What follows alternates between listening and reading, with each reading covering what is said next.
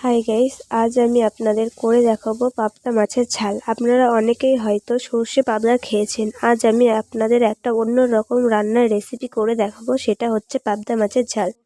তো পাবদা মাছের ঝাল রান্নার রেসিপির জন্য প্রথমেই আমরা পাবদা মাছগুলো ভালো করে পরিষ্কার করে নিয়েছি। এবার পাবদা মাছে দেওয়ার জন্য প্রথমেই আমরা দেব হাফ চামচ হলুদের গুঁড়ো, হাফ চামচ লবণ এবং অল্প সর্ষে। এবার ভালো করে পাবদা মাছগুলো আমরা ভালো করে ম্যারিনেট করে নেব। তারপরে একটা প্যানের ভিতরে আমরা সর্ষে তেল দিয়ে ভালো করে গরম করে নেব। এবার যখনই দেখব তেলটা গরম হয়ে গেছে, তখনই আমরা একে একে পাবদা মাছগুলো দিয়ে দেব। পাবদা মাছগুলো দেওয়ার পরে আমি একটু ঢাকা দিয়ে দেবো, কারণ যাতে তেল না ছিটকে আসে। এবং ঢাকা দেওয়ার পরে এক পিঠ ভাজা হয়ে গেলে আমরা আর এক পিঠ ভালো করে ভেজে নেব। ভালোভাবে দুই পিঠই ভাজা হয়ে গেলে আমরা পাবদা মাছগুলো নামিয়ে এবার সেই তেলে ভাজা মাছের তেলের ভিতরে আমরা দিয়ে দেব কালো জিরে এবং আমি দিয়ে দেব 4-5টা কাঁচা লঙ্কা। আপনারা আপনাদের ঝালের অনুযায়ী আপনারা দিতে পারেন। এবং আমি তারপরেই দিয়ে দেব একটা বড় সাইজের কুচনো পেঁয়াজ।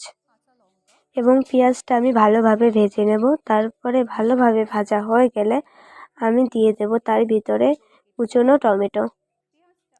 টমেটোটা সিদ্ধ হওয়ার জন্য আমি একটা ঢাকা দিয়ে দেবো কিছুক্ষণের জন্য। ঢাকা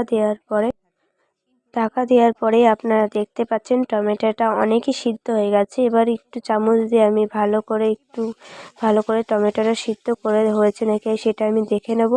তো দেখতেই পাচ্ছেন টমেটোটা ভালোভাবে সিদ্ধ হয়ে গেছে।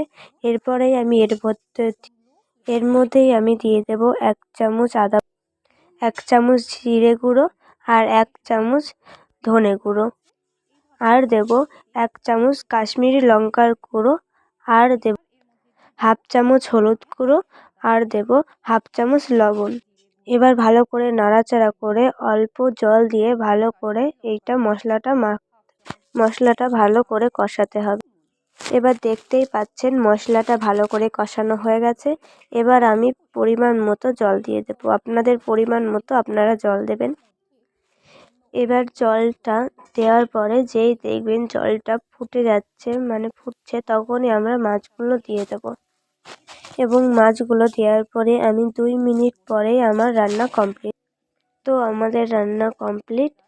তো এবার বলুন তো দেখতেই পেলেন পাবদা মাছের রেসিপি রাঁধতে কত কম সময় লাগে। তো আপনারা কমেন্ট করে জানাবেন যে পাবদা মাছের রেসিপিটি আপনাদের কেমন লাগলো, এবং আপনারা একবার হলো ট্রাই করবেন যে পাবদা মাছের রেসিপিটি ঠিক কেমন লাগলো। আমি 2 মিনিটের মতো একদম মিডিয়াম ফ্লেমে মাছটা ঝোলের মধ্যে ফুটিয়ে নিলাম। আমাদের পাবদা মাছের ঝাল কিন্তু একদম রেডি। চাইলে ওপর দিয়ে সামান্য ধনেপাতা কুচি